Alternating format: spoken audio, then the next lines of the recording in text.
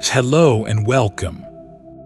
If you're here for the first time, this is a place where the world slows down, where history is told not with urgency, but with patience, where even the grandest, most overwhelming stories are given a quieter voice, one that meets you exactly where you are, at the end of a long day in the dark, with nowhere left to be.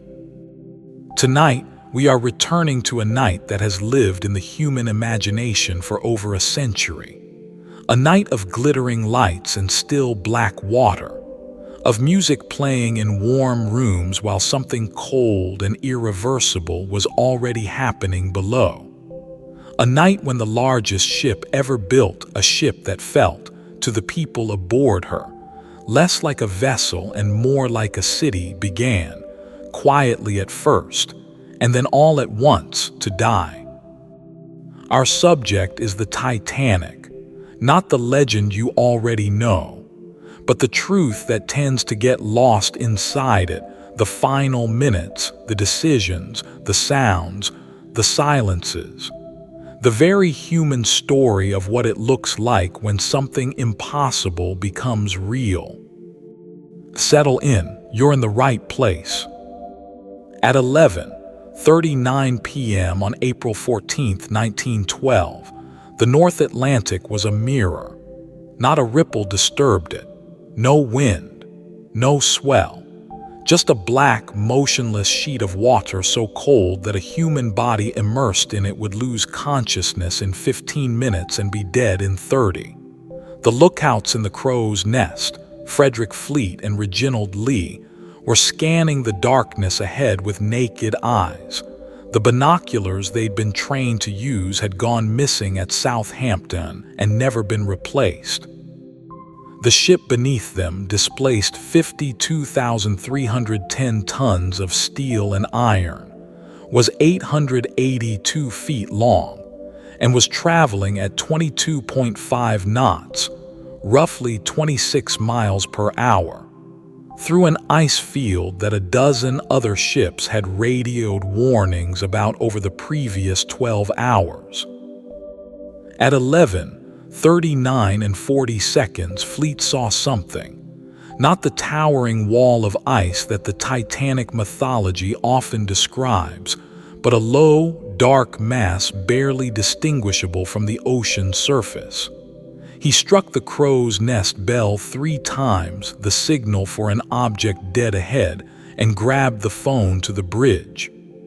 "Iceberg, right ahead," he reported to Officer 6th Officer Moody. First Officer William Murdoch, standing on the bridge, ordered an immediate hard-ass starboard. In the steering convention of the era, this turned the ship's bow to port, to the left. He also ordered the engines to stop, and 37 seconds later, threw the watertight door switches that should have sealed the ship's 16 compartments from each other. Those 37 seconds from Fleet's warning to impact were not enough. At the speeds involved, the Titanic needed at least 800 meters to complete an avoidance turn. She had perhaps 500. The ship's bow began to swing left, but not fast enough. Just before midnight, the starboard side of the hull scraped along the underwater shelf of an iceberg for a distance of approximately 100 meters. The contact lasted less than 10 seconds. No explosion, no grinding shriek of metal heard throughout the ship. Many passengers slept through it. Some described the sensation as a shudder, or the sound of a long tearing noise, as if someone were drawing a giant knife along the hull. Senator William Alden Smith, who later chaired the American inquiry into the disaster, was asleep in his cabin on E-deck and felt nothing. On lower decks, closer to the waterline, the sensation was more violent. Crew in the firemen's quarters in the bow described the impact as a jolting shudder that knocked men from their bunks. What no one on board understood in those first minutes was the nature of what had actually happened. Popular imagination has always pictured a great gash torn through the Titanic's hull, a continuous slice of metal peeled back by the iceberg's edge. But when researchers from the Woods Hole Oceanographic Institution conducted detailed sonar mapping, and later, an inspection by remotely operated vehicles, they found something far more subtle and far more devastating. There was no single catastrophic gash. Instead, the iceberg had caused intermittent buckled and separated seams, 6 distinct areas of damage across the first 5 watertight compartments, through which water was pouring not in a torrent, but in a series of relentless, unstoppable streams. The total area of hull breach was later estimated at approximately 12 square feet. 12 square feet of open seams on a ship nearly 900 feet long. Enough to kill 1,517 people. The design of the Titanic had assumed she could stay afloat with any 2 compartments flooded, or even the first 4 of her 16 watertight compartments. The iceberg had opened 5. The watertight bulkheads that should have saved her rose only to E deck, or in some cases D deck, not all the way to the boat deck at the top of the ship.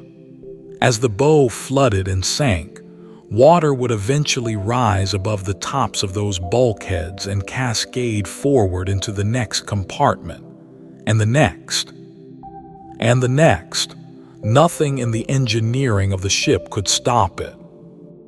In the chart room just off the bridge, designer Thomas Andrews, who had helped build the Titanic and knew her specifications more intimately than any living person, was examining the flooding reports brought to him by ship's carpenter John Hutchinson. Andrews did the mathematics quickly. He told Captain Edward John Smith something that no one else on the ship yet knew. The Titanic had at most 2 hours to live. The legend of the Titanic's alleged unsinkability is both real and misunderstood. No official from White Star Line ever publicly used those words in the precise way the myth remembers them. What they said was subtler, and in some ways more damning. White Star's promotional materials described the Olympic-class ships as practically unsinkable, a hedge buried in a promotional booklet that almost no one read. The Shipbuilder magazine, writing about the ship's watertight compartments in 1911, declared, "The vessel can be put into any 2 of these compartments simultaneously without in any way endangering the safety of the ship." That sentence, technically accurate within its stated limits, became, in the fever of Edwardian technological pride, something far more absolute. By 1912, it was an era of extraordinary confidence in engineering. The Brooklyn Bridge had stood for almost 30 years. The Panama Canal was being driven through mountains. Electricity was transforming cities. Iron and steel seemed capable of taming any force nature could produce. The Titanic and her sister ship Olympic were the largest moving objects ever constructed by human hands, and they represented the high-water mark of an age that genuinely believed its machines had overcome the old vulnerabilities. At 269 meters long, 28 meters wide, with 11 decks stacked above a double-bottomed hull divided into 16 watertight compartments, the ship was, by every standard of her era, an engineering marvel. But the engineering had been calibrated for a world of known threats. Parallel collision, another ship striking her broadside, flooding in 1 or 2 compartments from a hull breach. The iceberg of April 14th was something outside that calibrated model. A long, raking contact at high speed that opened not a gash but a series of sprung plates, bent frames, and separated seams across a stretch of hull no one had anticipated protecting in that particular way. The steel itself has become a subject of forensic investigation. When Dr. Tim Folk of the National Institute of Standards and Technology and Jennifer Hooper McCarty analyzed rivets recovered from the wreck site, they found a disturbing pattern. In the areas of highest stress, the bow sections where the iceberg contact was most severe, the ship had been fastened with wrought iron rivets rather than the stronger steel rivets used amidships. These wrought iron rivets contained high concentrations of slag, making them brittle in the extreme cold of the North Atlantic. Metallurgical analysis suggested the rivet heads may have popped under the stress of the iceberg contact, allowing hull plates to separate rather than puncture. Not a gash, a parting of the seams. The White Star Line was also not immune to the pressures that distort engineering decisions. J. Bruce Ismay, the chairman of White Star, had famously urged Captain Smith to maintain high speed through the ice field in order to arrive in New York ahead of schedule for promotional purposes. This has been disputed by Ismay's defenders, but the ship's speed of 22.5 knots in an ice field where other ships had stopped or slowed remains a fact of record. The Californian, captained by Stanley Lord, had stopped entirely for the night 12 miles away, her captain judging the ice too dangerous to navigate at any speed. She would later become the most controversial presence in the entire Titanic story. Aboard the Titanic, in the minutes after the collision, the ship's officers conducted a damage assessment that was fragmentary, confused, and ultimately too slow to matter. Postal clerk John Smith entered the mail sorting room on G deck to find it already knee-deep in water, bags of mail floating. Stokers reported water flooding the forward boiler rooms. The sound of rushing water filled the orlop deck and the cargo holds. Yet on the boat deck, passengers who had been awakened by the collision were told by stewards that there was nothing to worry about, that they could return to their cabins. Ice was visible on the deck where fragments had been knocked off the iceberg on impact. Some passengers were kicking it around, unaware that the ship beneath them was already dying. Thomas Andrews was in the gymnasium with Captain Smith by 12:00 a.m., charts and measurements in hand. His estimate, rendered in the quiet, precise language of an engineer who had spent years building ships, was stark. Based on the rate of flooding he could calculate from the damage rapport. The forward trim of the ship was already measurable. She was settling bow first at a rate that would put her under in 1 hour and 45 minutes to 2 hours. Not hours into tomorrow, not after dawn. Now, before 2:00 a.m.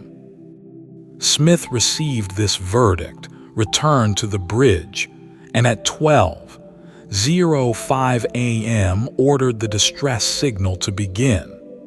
He also ordered the lifeboats to be uncovered and prepared for loading. The Titanic carried 20 lifeboats. In a full complement, the number she was designed to carry originally, she would have had 48, enough for everyone aboard. But the Board of Trade's regulations, written in 1894 when the largest ships were a fraction of the Titanic's size, required only 16 lifeboats for ships over 10,000 tons. The Titanic exceeded 46,000 gross tons. The regulations had never been updated. The 20 boats, including 4 collapsible canvas-sided Engelhart lifeboats, had a capacity of 1,178 people. There were 2,224 people aboard. The order to load and lower the lifeboats reached the officers on deck at approximately 12:05 a.m. What followed in the next 2 hours and 15 minutes is one of the most studied exercises in human behavior under extreme duress in recorded history.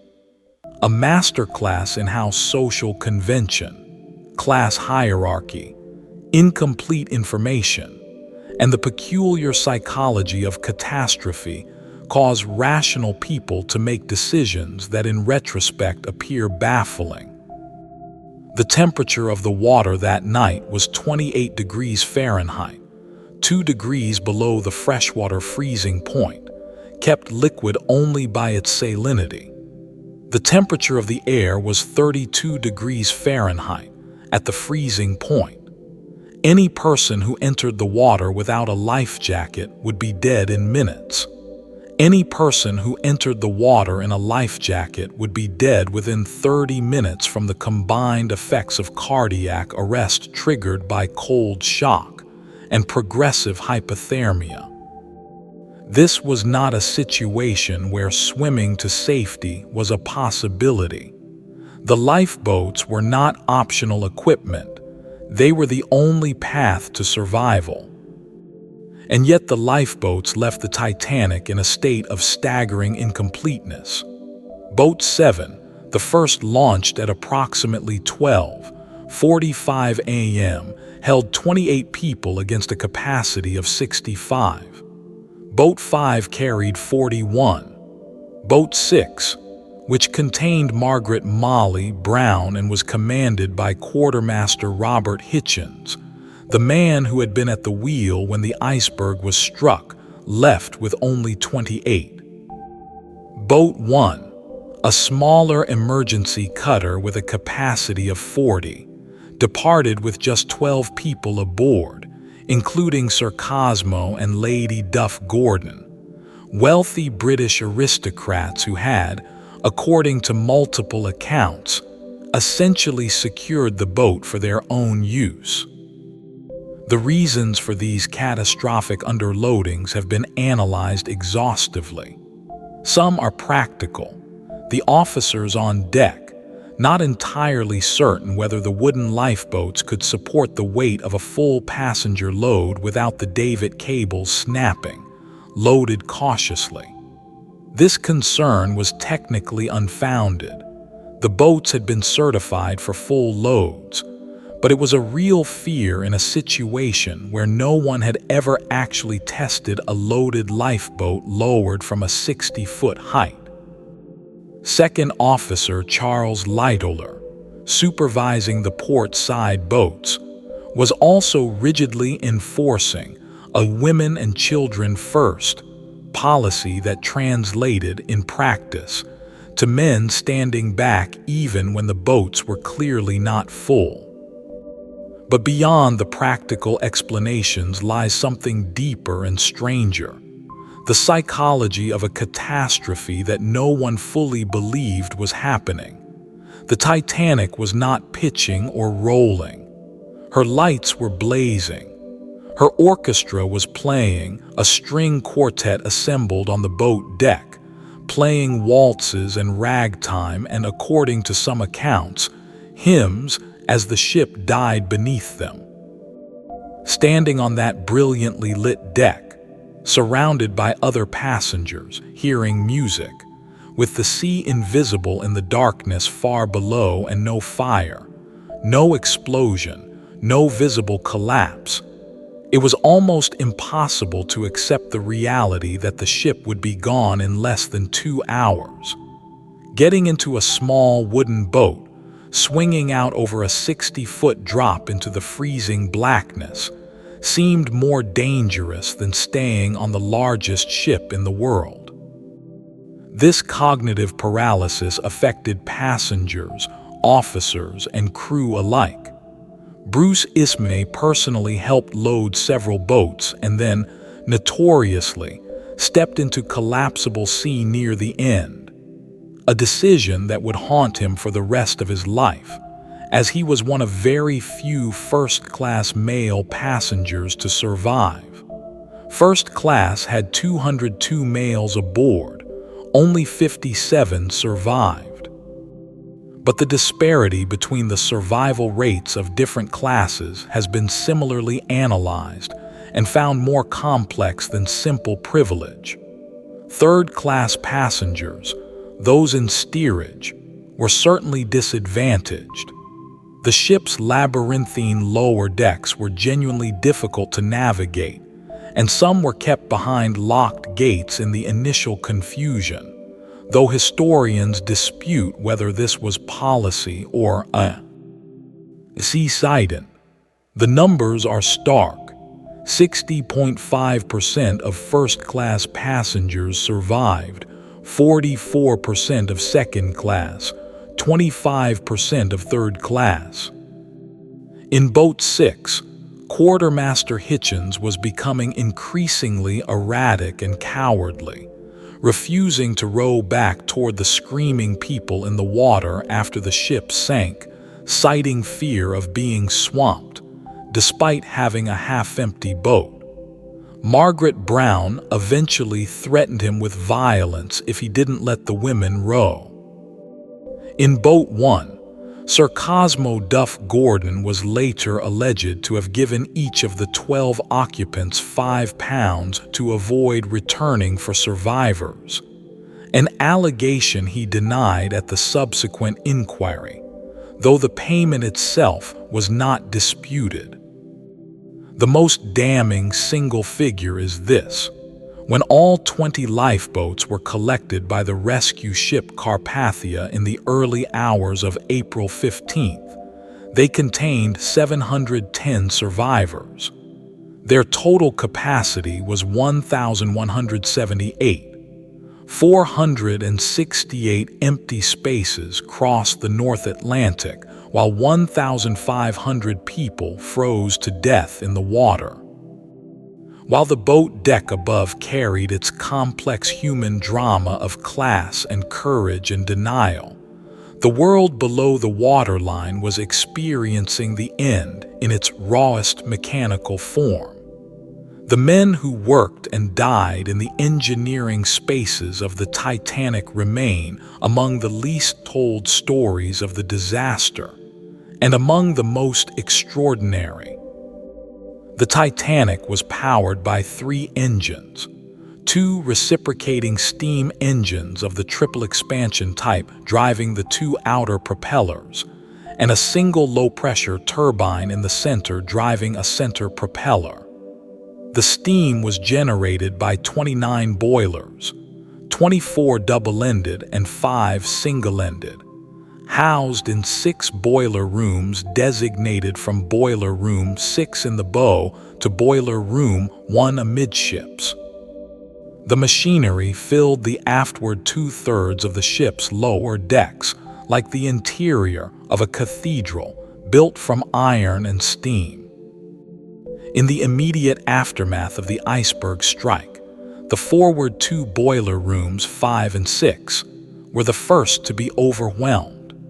Stoker Frederick Barrett was working in Boiler Room 6 when the collision occurred. He described the impact as a noise like thunder, followed immediately by a spray of water bursting through the starboard bunker door. He and leading stoker George Beauchamp managed to get through the watertight door to Boiler Room 5 before it closed. Boiler Room 6 was abandoned. But within minutes, water began appearing in Boiler Room 5 as well, flooding in through the floor plates. The pumps were engaged immediately. The engineering officers made a decision whose full implications are still debated by historians. They kept the pumps running, and the lights burning throughout the sinking.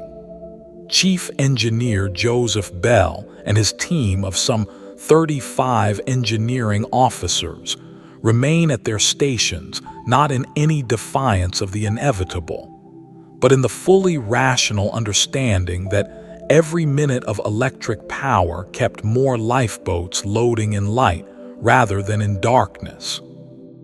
Without the pumps, the flooding would have progressed faster and the ship would have sunk sooner.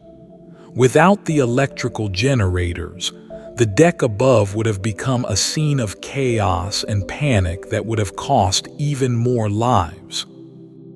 Every single one of the engineering officers died. None survived. They were the first to understand what the water pressure and flooding rates meant. They remained anyway. In the boiler rooms, the stokers had been ordered to draw the furnaces, to reduce the steam pressure by pulling the burning coal away from the firebox grates. This was done both to prevent a steam explosion as the cold seawater reached the boilers and to allow the boilers to be vented safely. Working in spaces that were simultaneously flooding and dangerously hot from the remaining steam heat, the stokers shoveled coal and operated dampers, and maintained the technical protocols of their trade while the Atlantic poured in around them. Below even the engineering spaces in the very keel of the ship were the bilge areas where the flooding was most complete and most rapid. Here, the double-bottomed hull, a safety feature considered advanced for its era, trapped air pockets even as water overwhelmed the outer hull. The sounds described by those working in the lower decks became progressively more alarming. Not rushing water, but deep groaning and cracking sounds as the ship's structure began to respond to the asymmetric loading of a flooded bow. As metal plates bent and frames twisted under stresses they had never been designed to bear. The engines themselves were kept running until approximately 12:15 a.m. when Smith ordered them stopped. The stopping of the reciprocating engines did not mean the electrical generators stopped. Those were separate steam-driven turbines that continued functioning. But the end of propulsion meant the ship could no longer attempt to maneuver, not that she had anywhere to go. The Titanic drifted, then settled, slowly rotating in the current, her bow dropping fraction by fraction toward the ocean floor. The wireless operators. Jack Phillips and Harold Bride had been sending distress messages since 12:10 a.m., first using the older CQD signal, then switching to the newly adopted SOS code. The messages gave the ship's position as 41 degrees 46 N, 50 degrees 14 W, a position later found to be off by approximately 13 miles from the actual wreck site, a navigational error whose origin remains unexplained. Ships received the call. The Frankfurt acknowledged but seemed confused about the nature of the emergency. The Olympic, the Titanic's sister ship, was too far away.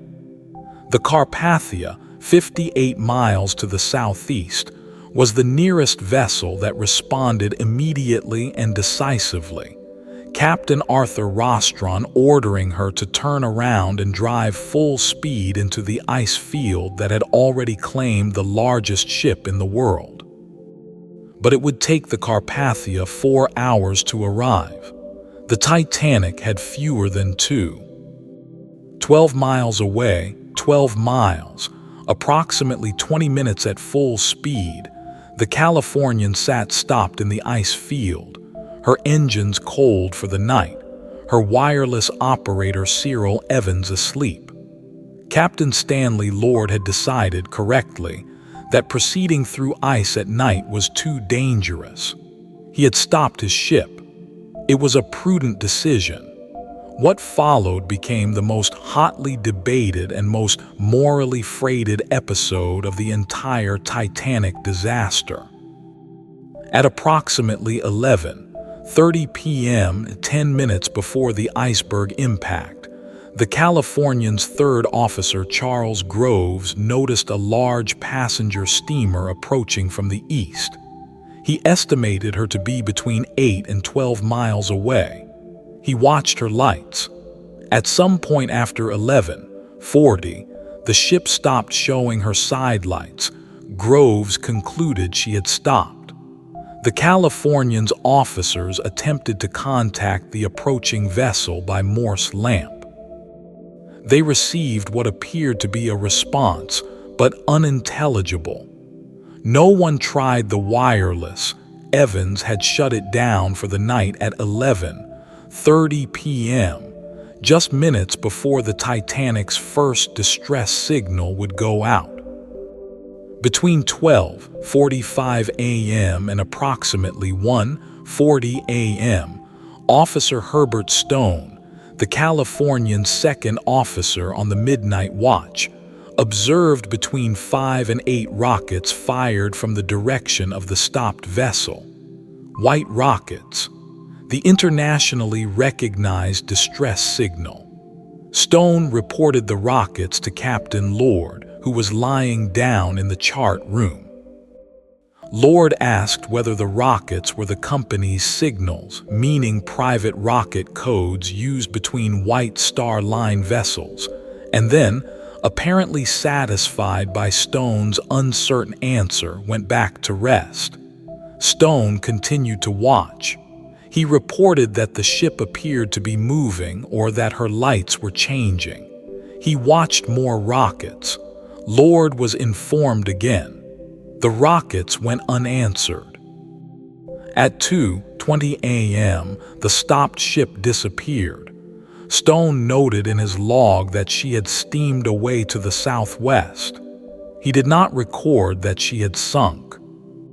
What followed, the British and American inquiries, the accusations against Captain Lord, the bitter counterarguments of Lord's defenders, became one of the longest-running controversies in maritime history. Lord was found culpable by both official inquiries of failing to respond to the rockets. He denied, until his death, that he had seen the rockets or been adequately informed. The position of the Californian that night, her actual distance from the Titanic, and whether her intervention would have saved lives remain subjects of genuine historical dispute. The 1992 British government reinvestigation, conducted by Lord Mersey's successor body, re-examined the evidence and concluded that the Californian was between 5 and 10 miles from the Titanic, close enough that had she responded immediately upon seeing the first rocket, she might have reached the sinking ship while people were still in the water. Approximately 710 people survived the sinking. The Carpathia saved 710. The math is devastating. If the Californian had arrived even 30 minutes earlier, she might have retrieved hundreds more from the water before hypothermia claimed them. Captain Lord's defenders have marshaled counterarguments that the night was confusing, that there were multiple ships in the area, that a mystery ship observed by the Titanic's officers was not the Californian but some unidentified third vessel, that the rockets might genuinely have seemed ambiguous. These arguments have found some adherents. What cannot be disputed is the outcome. The Californian did not move. Her wireless operator was not awakened. And in the morning, when Evans turned on his equipment and learned what had happened, the full weight of the previous night's inaction became clear. Captain Lord moved his ship to the disaster site at approximately 6:00 a.m. He was too late by 4 hours. The second wireless operator on the Titanic, Harold Bride, later described his and Phillips's final hours in the wireless room with a clarity that makes the Californian's silence all the more haunting. Phillips continued sending. Right up to approximately 2:17 a.m., within 3 minutes of the final sinking, transmitting the ship's position and repeating SOS. At one point, Bride reported, a stoker came into the wireless room apparently intending to steal Phillips's life jacket. Bride seized the man around the neck and Phillips struck him. They were still sending distress messages when the sea washed over the forward end of the boat deck. The 8 musicians of the Titanic Wallace Hartley's band, augmented for the voyage by a second string group, were not employees of White Star Line. They were contracted workers of an agency. They were not required to do anything except play music for the entertainment of the passengers. Their work for the voyage had already been done. In the final 2 hours of the Titanic's existence, they chose to play. Survivor accounts differ on exactly what the band played, for how long, and in what location. What is consistent across dozens of testimonies is the fact of their playing, first in the first-class lounge, then on the boat deck itself as the lifeboats were loaded. Wallace Hartley, the band leader, was 33 years old. He had reportedly told a friend before the voyage that if he were ever on a sinking ship, he would play "Nearer My God to Thee." Whether the final hymn played was indeed that piece, or the Episcopal hymn Autumn, as some accounts suggest, remains disputed. What is not disputed is that the band played until the deck tilted so sharply that playing became physically impossible. They did not take a lifeboat. None of them survived. Their decision, if a decision is even the right word for an act that may have been as instinctive as a bandsman picking up his violin, operated on a level beneath rational calculation. They played because the music did something necessary for the people loading the lifeboats. It regulated the emotional temperature of the scene. It imposed a kind of civilized order on an event whose natural character was chaos. Survivor after survivor mentioned the band in their accounts, often with a gratitude that verged on the sacred. In the absence of anything meaningful to do, the musicians did the one meaningful thing available to them. They kept playing. The same instinct, or call it duty, or dignity, governed other men who stayed. Thomas Andrews was seen near the end by survivor John Stewart, standing alone in the first-class smoking room, staring at a painting of Plymouth Harbor, his life jacket on a chair beside him. Andrews had helped design the ship and had been present throughout the sinking, directing passengers to lifeboats, estimating times, doing everything in his engineering authority to help. Now at approximately 2:00 a.m., he had apparently done all he could do and was simply waiting. He did not survive. Isidore Strauss, co-owner of Macy's department store and a first-class passenger, refused a lifeboat. His wife Ida refused to leave without him. "We have lived together so many years," she reportedly told a steward who urged her into a lifeboat. "Where you go, I go." Witnesses described them sitting together in deck chairs on the sinking ship as the last boats pulled away. Neither survived. Father Thomas Biles, a Catholic priest traveling second class, heard confessions and administered last rites on the boat deck as the ship sank. He was offered a place in a lifeboat twice and declined both times. He was found to be praying the rosary with a group of passengers when the Titanic sank. These acts of deliberate self-sacrifice, not impulsive heroism but sustained, conscious choice, existed alongside their mirror image. The survival of J. Bruce Ismay, chairman of the company that owned the Titanic, became a cultural trauma that the British press and public never quite forgave him for. He had helped load passengers into lifeboats and then, as collapsible sea was about to be launched with empty space, stepped in. He lived. He spent the remainder of his life in near isolation in Ireland, avoiding cities, avoiding public life, reportedly unable to read newspapers or speak about the disaster. He died in 1937. The captain himself, Edward John Smith, remains one of history's more enigmatic final figures.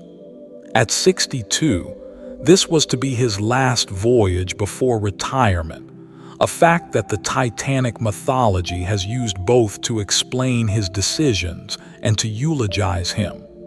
Survivor accounts place him at the bridge until the very end. Then in the water near Collapsible B, some claim to have heard him shout, "Be British."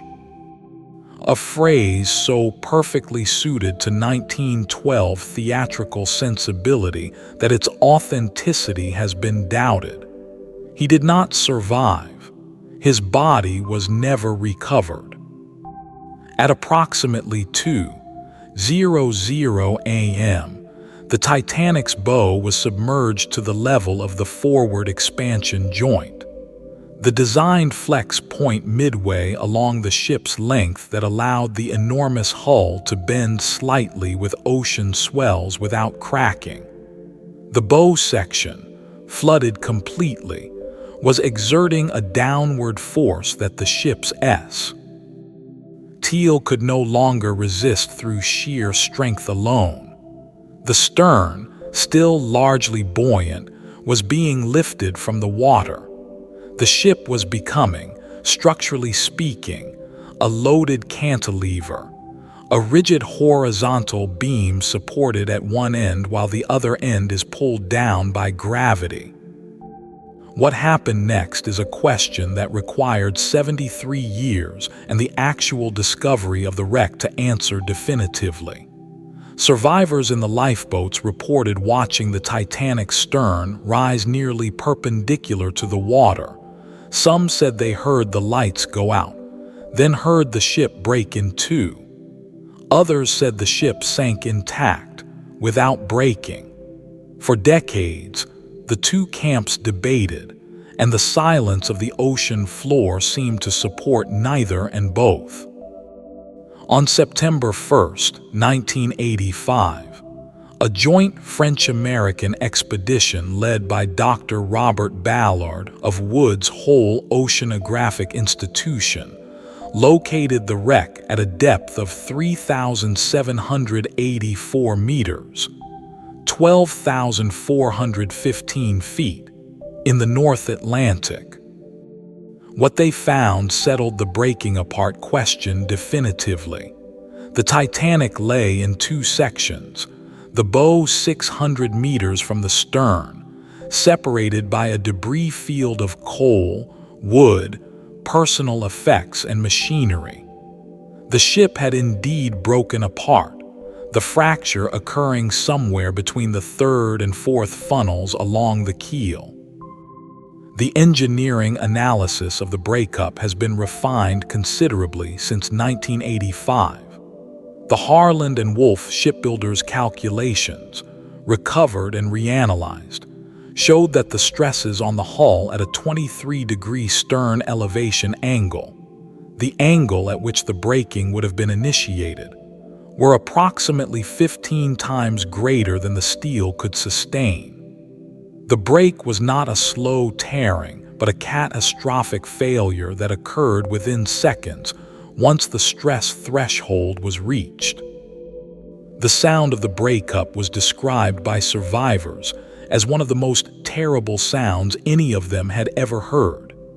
Harold Bride described it as like 1,000 tons of crockery smashing.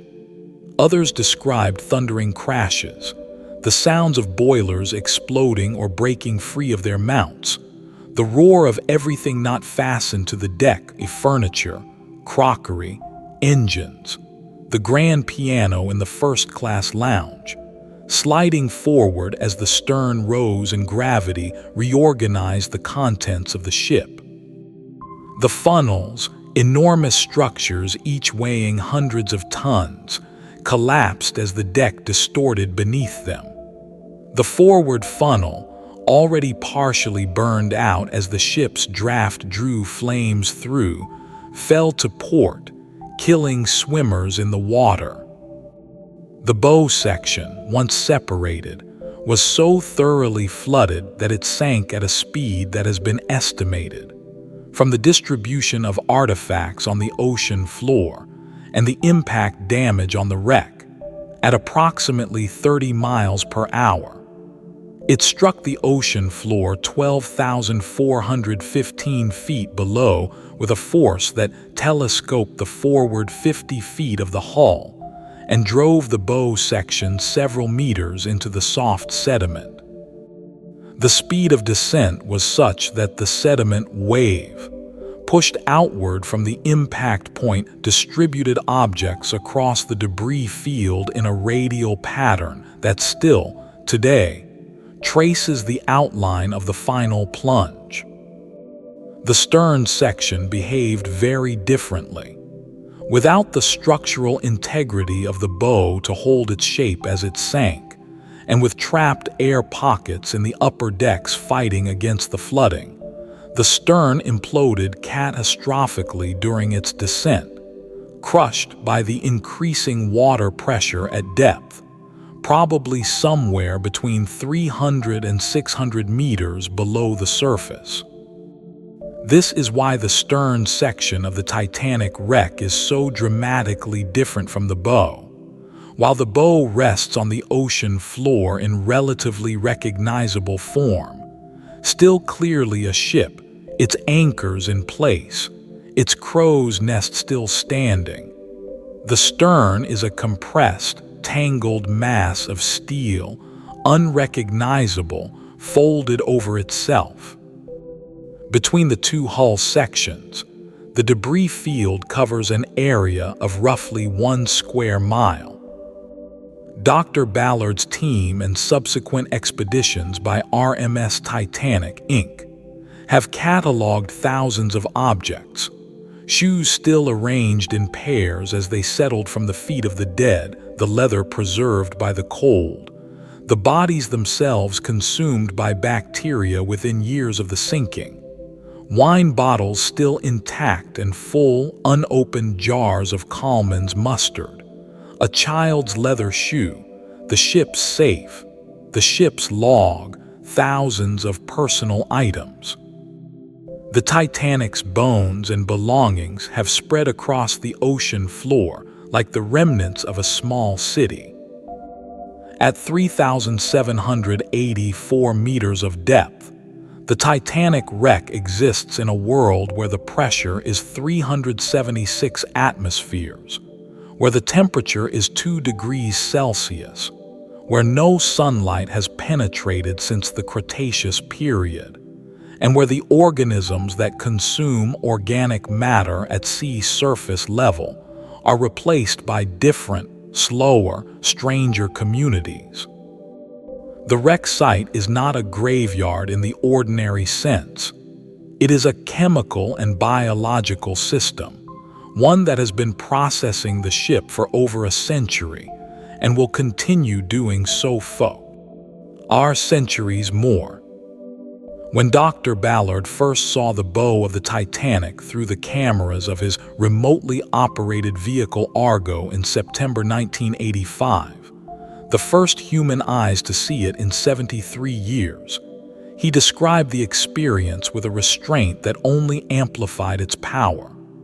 The bow section rose from the sediment in the ROV's lights with eerie clarity, the anchor chain still draped over the prow, the capstan still in place, the crow's nest still attached to the forward mast at a slight angle. It looked less like a wreck than like a ship that had simply been parked on the ocean floor and forgotten. The forward mast had collapsed over the bridge and lay across the roof of the wheelhouse, but the bridge itself, the teakwood deck long gone, was still standing. The compass binnacle, the housing for the ship's primary navigation compass, sat in the center of the bridge, still in place after 73 years, 12,000 feet of water, and the violence of the final plunge. The biological picture is more complex and more melancholy. The Titanic is being eaten. By 1995, marine biologist Roy Cullimore had identified a previously unknown bacterial species on the wreck's hull, a rust-eating microorganism he named Halomonas titanici, which forms the spectacular rustical formations that now drape the Titanic's exterior like orange-brown stalactites. These rusticles are living ecosystems in themselves, communities of bacteria supported by the iron compounds being drawn from the ship's steel. They absorb approximately 181 kilograms of steel per day from the wreck site.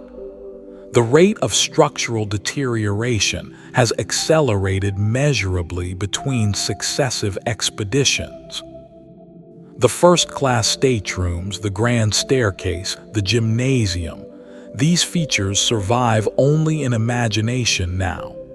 The wooden components from the deck planking to the ornate paneling of the first-class spaces were consumed within the first decade. The grand staircase, that iconic feature of every Titanic film, the sweeping oak and wrought iron centerpiece of first-class passenger life, is gone. The light well above it remains, an open shaft of corroding steel dropping through what were once the decks of the ship, filled now with sediment. What remains in the wreck's interior spaces is metal, pipes, mechanical fittings, the iron frames of beds and furniture, plumbing fixtures, the boilers themselves still sitting in the engine rooms. The bow section has settled deeper into the sediment with each passing decade as the rustical organisms weaken the structural steel. The roof of the officers' quarters at the front of the bridge structure collapsed between a 2001 expedition and a 2004 expedition, meaning one of the most recognizable features of the wreck disappeared within 3 years and was only noticed when the next cameras arrived. At the current rate of deterioration, marine archaeologists estimate that the bow section will become unrecognizable within 20 to 50 years. This creates one of the more unusual ethical debates in the realm of historical preservation. The Titanic cannot be saved. No technology exists to move or preserve a 52,000-ton steel structure at 3,784 meters of depth. The United Nations Educational, Scientific and Cultural Organization extended its Convention on the Protection of the Underwater Cultural Heritage to the Titanic in 2012, the 100th anniversary of the sinking, declaring it a protected site. The convention prohibits commercial salvage and requires that any intrusive research justify itself scientifically. But enforcement at that depth is essentially impossible, and the rustical organisms are indifferent to international law. What survives at the surface? In the hands of private collectors, museums, and RMS Titanic, Inc., which conducted extensive salvage operations between 1987 and 2004, represents a fraction of the ship's contents. A section of the hull was raised in 1998. The ship's safe was raised and found to contain paper currency, jewelry, and personal effects too deteriorated to be of monetary value, but of enormous historical significance. A piece of the hull's steel plating raised in 1991 allowed the metallurgical analysis that revealed the brittle rivets. Every object carries information. Every object is also a question about what belongs to history and what belongs to the sea. The Titanic's distress signals, the first use of the SOS code in a major maritime disaster, were received by ships and shore stations across the North Atlantic. What happened in those hours as the signals went out and responses came in constitutes one of the earliest examples of a real-time global communication event, a foretaste of the information age that the 20th century would build. The wireless equipment aboard the Titanic was operated by the Marconi Company, not by White Star Line, and its two operators, Jack Phillips and Harold Bride, were Marconi employees whose primary duty was the transmission of passenger messages, the private correspondence that we, first-class travelers expected to send from mid-ocean at considerable expense.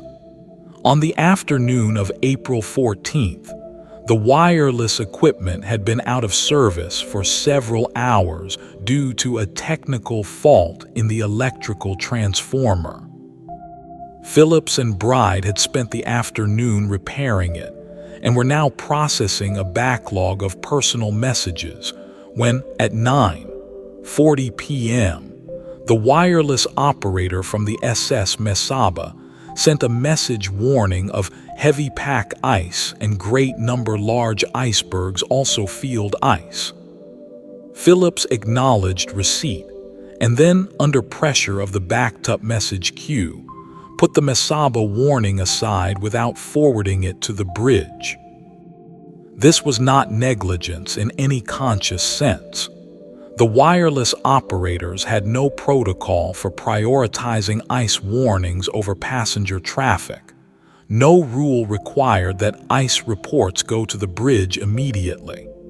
They were, in 1912, essentially telegraph operators working a particularly inconvenient station. The cultural and procedural frameworks that would later make maritime wireless communications central to navigation safety did not yet exist. They would be created in large part because of what happened that night. At 12:10 a.m., Phillips began transmitting CQD, the distress call, along with the ship's position. The first response came from the Frankfurt at 12:18 a.m., a brief acknowledgement followed by a question, "What is the matter with you?" that Phillips apparently found infuriating given the urgency of the situation. He sent back, "You are a fool," and continued to more promising contacts. The Olympic responded, "Too far away, more than 500 miles west."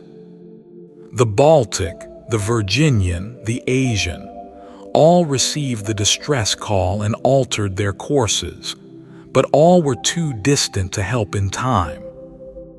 At 12:25 a.m., Harold Kotem, the wireless operator aboard the Carpathia 58 miles to the southeast, heard the distress call. He had been on duty for 17 hours and was in the process of taking off his boots to sleep when he picked up the signals. He ran to Captain Rostron's cabin. Rostron, described by every account as a man of exceptional decisiveness, immediately turned the Carpathia nor-northwest and rang for maximum engine speed. He then shut off heat and hot water to the passenger cabins to divert steam to the engines, prepared his medical facilities, organized his crew, and personally supervised the navigation through the ice field, all while driving his ship at a speed that exceeded her rated maximum. The Carpathia arrived at the Titanic's transmitted position at 4:10 a.m. She found boat number 2 at 4:10 a.m. and began recovering survivors at 4:15. She found bodies as well, people in life jackets floating in the water, already dead from hypothermia. Rostron, making the calculation that recovering bodies would use time that could save living survivors still in the boats, kept his focus on the boats. He recovered the last survivor, Second Officer Lytler, from the overturned collapsible B at approximately 8:30 a.m. By then, the surface of the ocean showed nothing more than wood, cushions, deck chairs, and an occasional life jacket. The sea had absorbed the rest. Harold Bride, his feet badly frostbitten from several hours on the overturned collapsible B, was carried aboard the Carpathia and placed at the wireless set within hours to help Katam manage the flood of messages going out to the world. The first message that reached New York from the Carpathia was to the White Star Line. The Titanic had sunk at 2:20 a.m. The Carpathia was recovering survivors, full list to follow. The message was relayed from ship to shore to wire in a series of transmissions that reached New York by approximately 6:00 a.m. on April 15th. The American press had by that point been printing contradictory stories for hours. An early dispatch from Cape Race, Newfoundland, which had intercepted distress signals, reported that the Titanic was sinking fast. White Star Line's New York office, receiving fragmented information and perhaps wishfully misinterpreting what they had, initially told reporters that the Titanic was still afloat and being towed to Halifax. The New York Evening Sun ran a story under the headline, "All saved from Titanic after collision." It was wrong by 1,517 lives. The correction, when it came, hit the public with a force that was amplified by the preceding false assurance. The Titanic had not been merely a ship. She had been a symbol, and symbols break differently. Senator William Alden Smith of Michigan had never been a maritime expert.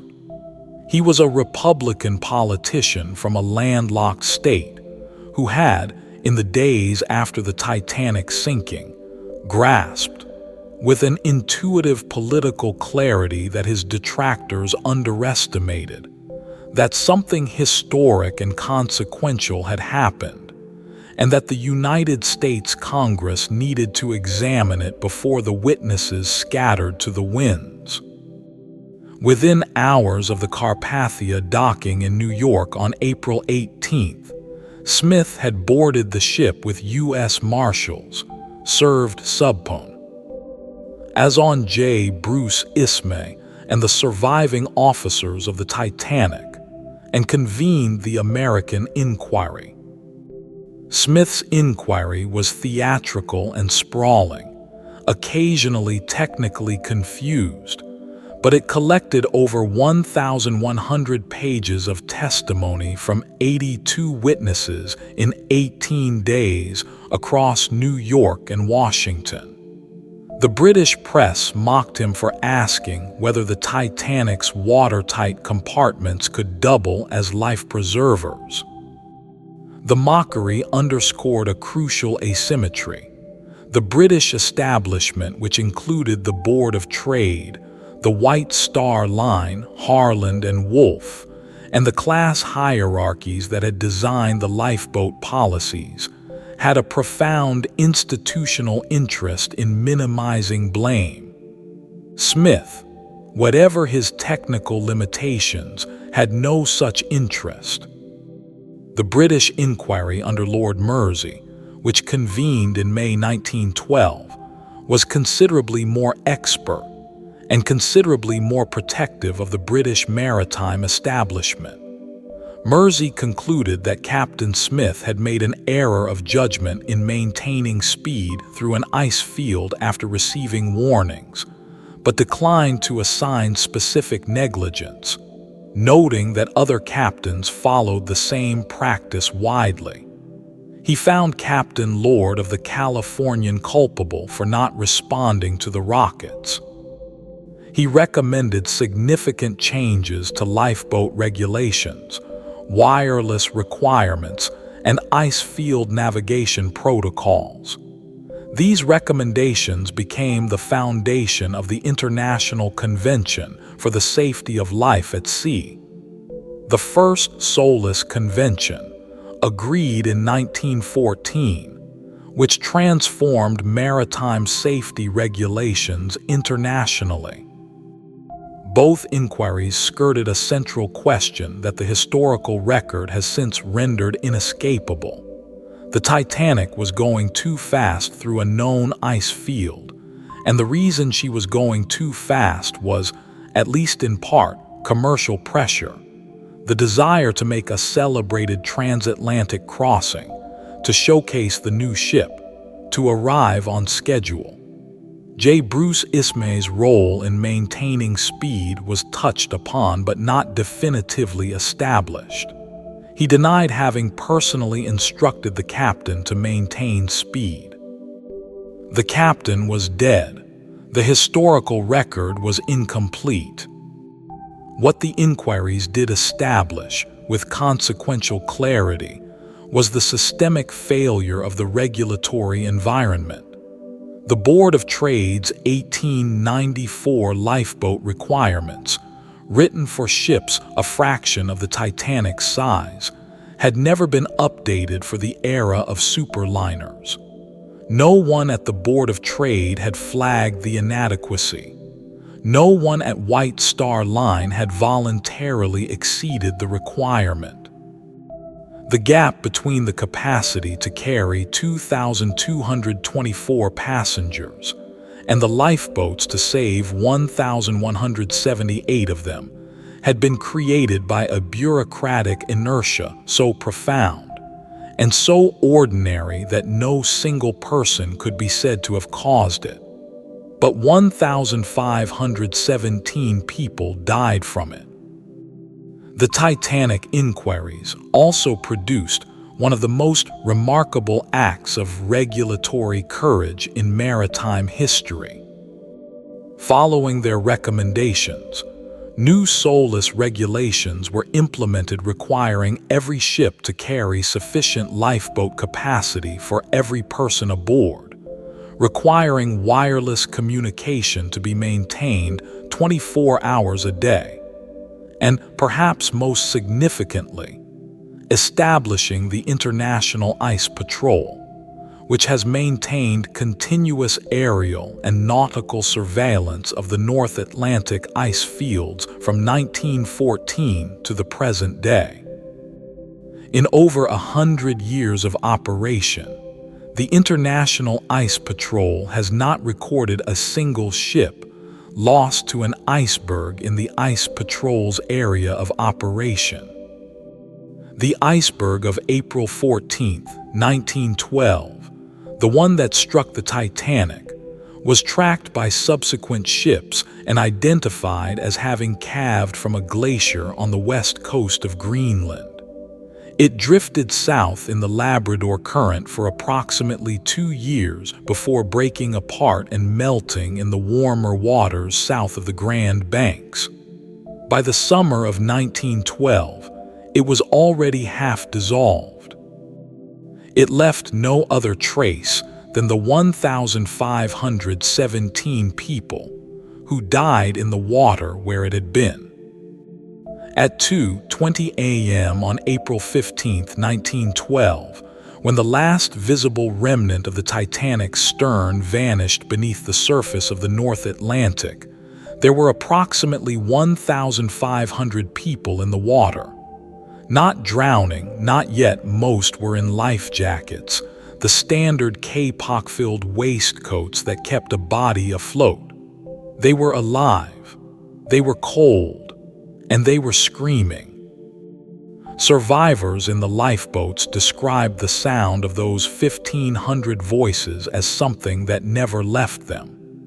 Eva Hart, who was 7 years old on the night of the sinking and lived to be 91, said in interviews conducted shortly before her death in 1996 that she heard that sound every night for years.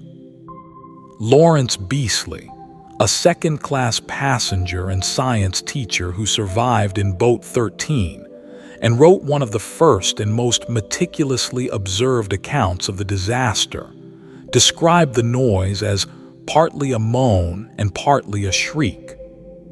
Jack Thayer, a 17-year-old first-class passenger who survived on Collapsible B and later became a vice president of the University of Pennsylvania, wrote that the sound was unlike anything he had ever heard or imagined, and that it stopped, not gradually but suddenly, within 20 minutes. Not because the voices tired, because the cold killed them. The physiology of cold water death has been studied extensively in the decades since 1912, driven in part by the need to understand survival outcomes in naval disasters and by research into cold shock and hypothermia in diving medicine. At 28 degrees Fahrenheit, the human body experiences what researchers call cold shock immediately upon immersion. A gasp reflex powerful enough to cause involuntary inhalation of water, immediate hyperventilation, and a steep increase in heart rate and blood pressure that can trigger cardiac arrest within the first 3 minutes. Those who survived cold shock, whose cardiovascular systems did not immediately fail, then entered the second phase, incapacitation. The muscles of the arms and legs, cooled below functional temperature, ceased to respond to voluntary control within approximately 10 minutes. Swimming becomes impossible. A person in a life jacket can do nothing but float and wait. The third phase is unconsciousness from hypothermia, which in 28-degree water follows incapacitation by approximately 15 to 20 minutes. Death follows within minutes of unconsciousness. The entire process, from immersion to death, takes less than 30 minutes in the coldest water. This means that the screaming heard by the survivors in the lifeboats was not a prolonged tragedy but a compressed one. The 1,500 voices were silenced, one by one and then in groups as the cold took them. By approximately 2:50 a.m., 30 minutes after the sinking, the water was, for the most practical purposes, silent. Those who had entered the water were dead. The survivors in the lifeboats who heard this and did nothing, or almost nothing, have been judged harshly by history. The evidence suggests that Boat 14, under 5th Officer Harold Lowe, was the only lifeboat to return to the wreck site to look for survivors. Lowe transferred passengers between boats to consolidate them, then rowed back. He found 4 people still alive. He also found dozens of bodies floating in life jackets. Lowe's decision was not as simple as courage alone. He waited approximately 45 minutes after the sinking before going back, calculating, accurately, That returning too soon would mean being swamped by desperate people trying to board from the water. By the time he arrived at the site, the water was silent. The delay that preserved his boat's safety cost him all but those 4 survivors. The other boats, many of them significantly underoccupied, did not return. The reasons were the same complex mixture of fear, denial, and misguided calculation that had filled the boats only half full in the first place. Quartermaster Hitchens in Boat 6 was explicitly and repeatedly asked by the women in his boat to return and explicitly refused. He was afraid of being swamped. His boat had 28 people in it. Its capacity was 65. There were 37 empty seats. 1,517 people died that night. The figure, so often cited as to have become almost an abstraction, becomes something else when understood as 1,517 individual experiences of cold shock, incapacitation, and unconsciousness, each one alone in the dark water of the North Atlantic, most of them hearing the same water that was killing them lapping against the sides of half-empty boats that did not come back. The Titanic sank at 2:20 a.m. on April 15, 1912. By 2:20 a.m. on April 16th, it had already become something other than a maritime disaster. It had become a story. And stories, once they find the deep channels of cultural myth, flow differently than history. The first wave of mythology was created by the survivors themselves, in a process that is entirely understandable. The human mind cannot live comfortably in pure chaos, and so it imposes narrative order. The band playing on, the captain going down with his ship, the women and children first. These elements of the narrative were real, they actually happened, but they were also immediately elevated into a symbolic register that served the emotional needs of 1912 Edwardian society. The Titanic became, within weeks of the sinking, not just a disaster but a moral lesson, a story about the hubris of technology, a story about class and sacrifice, a story about the persistence of human dignity in the face of annihilation. The lesson that 1912 chose to take was, broadly, an aristocratic one, that the Titanic's officers and first-class passengers had died like gentlemen, with decorum and sacrifice, while the third-class passengers and crew had died in their proper order below. This version of the narrative was actively constructed by the British Inquiry, by the press, by survivor memoirs. The locked gates in the third-class areas, the low survival rates of steerage passengers, the degree to which the class hierarchy had determined who lived and who died. These were present in the evidence, but not in the headline myth. The second wave of mythology came in the middle of the 20th century, when the Titanic settled into its role as a cultural reference point, a synonym for doomed grandeur, for the pride that precedes catastrophe. Rearranging the deck chairs on the Titanic entered the language as a phrase for futile activity in a doomed enterprise. The ship became a symbol available for endless redeployment, as a metaphor for civilization, for capitalism, for Western hubris, for whatever large thing a writer needed to invoke imminent catastrophe in. Dr. Robert Ballard's discovery of the wreck in 1985 initiated the third wave. The wreck was real, and the footage of it, the bow emerging from the darkness, the rusticles, the debris field of shoes and dishes and personal effects, reinvested the myth with a specific, physical reality that the abstract cultural symbol had lost.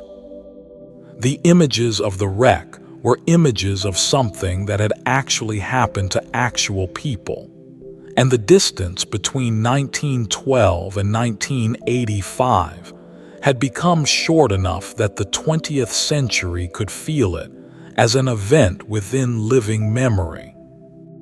James Cameron's 1997 film, which is, whatever its cinematic merits, the primary source through which the majority of the world's population now visualizes the Titanic, introduced the fourth wave, the disaster as backdrop for a fictional love story whose protagonists have, in the decades since the film's release, substantially replaced the actual victims in popular imagination. The film is historically meticulous in its physical details.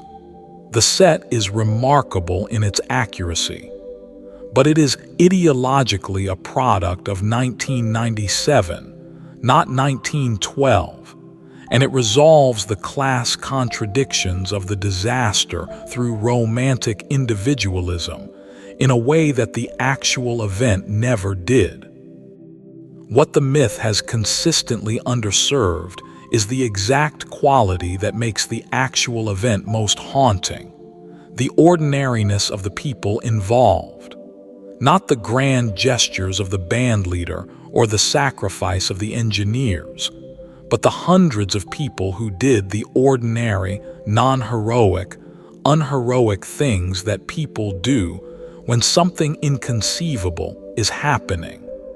The third-class family that stayed in their cabin because no one told them to leave. The officer who calculated that going back for survivors would swamp his boat and made the correct calculation and saved his passengers and spent the rest of his life wondering. The wireless operator who was too tired to stay at his post for one more hour and went to sleep and missed the distress calls. The Titanic is, in this reading, not a story about heroes and villains, not a moral lesson about pride or class or technology, but a precise and clinical record of what human systems do when they encounter a failure mode they were not designed for. The watertight compartments were designed for a gash, not for sprung seams. The regulatory framework was designed for smaller ships.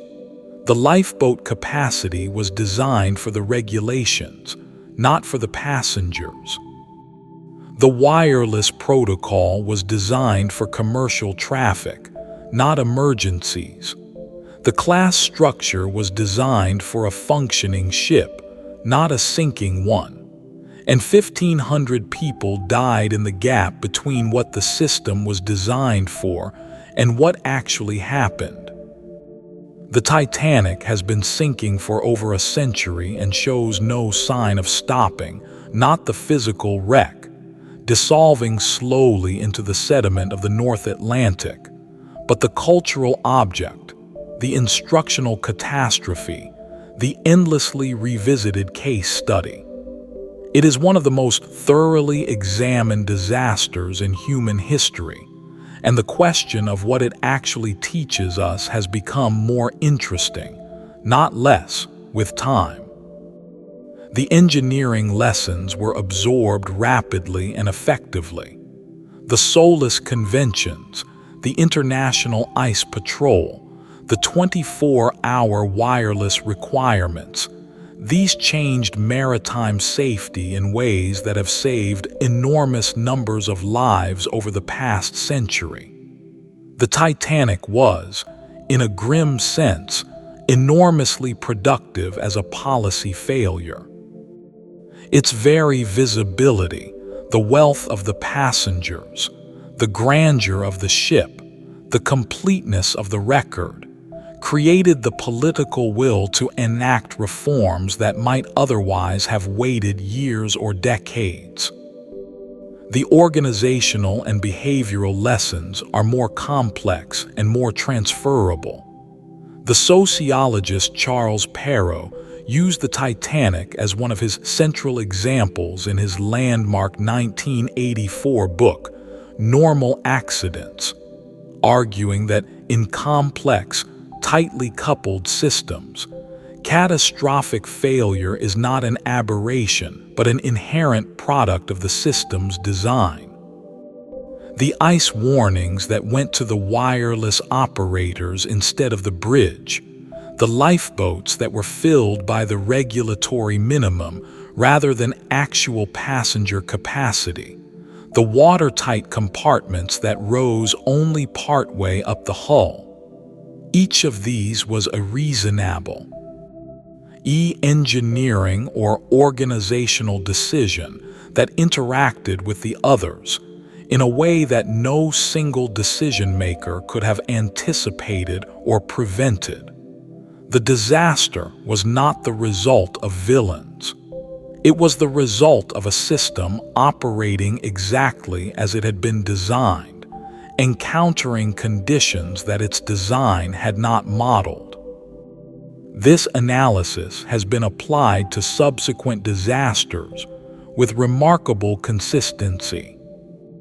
The Space Shuttle Challenger explosion in 1986, the Columbia disintegration in 2003, the Deepwater Horizon blowout in 2010, each shared with the Titanic the same basic structure.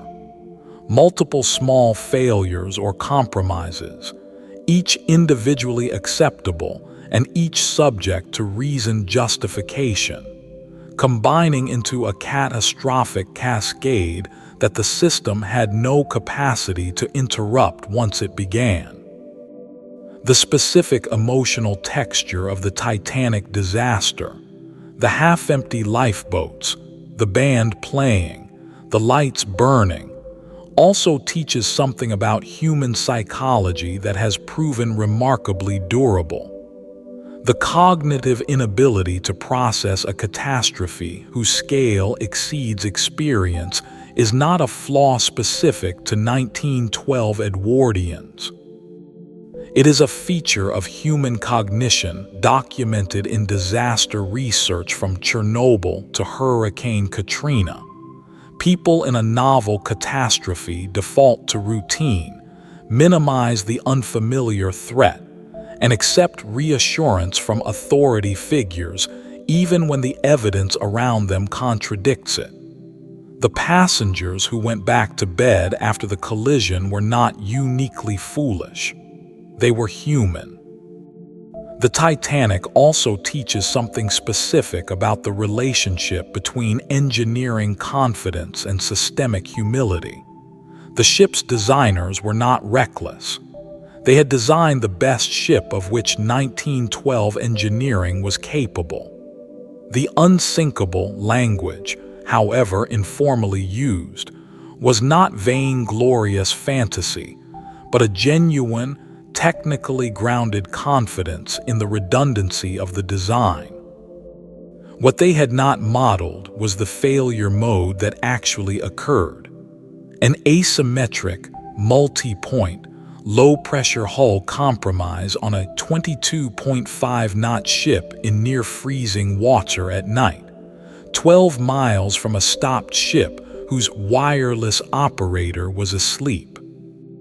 The gap between the failure mode they had designed for and the failure mode that actually happened is the gap in which the Titanic sank. It is also, in a broader sense, the gap in which most catastrophes live.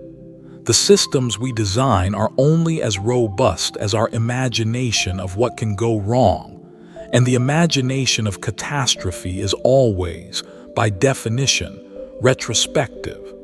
We design for the disasters we have already had. The novel disaster is, by its nature, undesigned for. In 2012, on the centennial of the sinking, researchers announced that the wreck was deteriorating faster than expected. The Halomona's Titanic bacterial colonies were consuming the remaining iron at an accelerating rate. The foredeck had partially collapsed.